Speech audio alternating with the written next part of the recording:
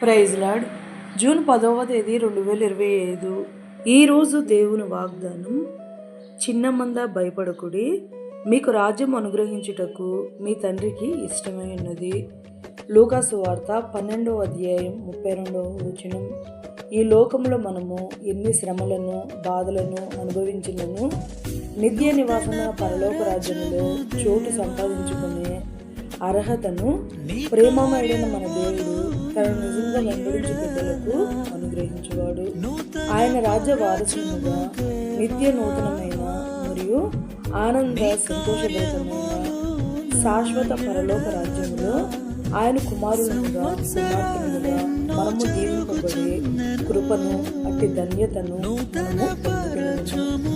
ఈ రోజు మన జీవితంలో నెరవేరాలని పరిచర్యలో మీ సహోదరి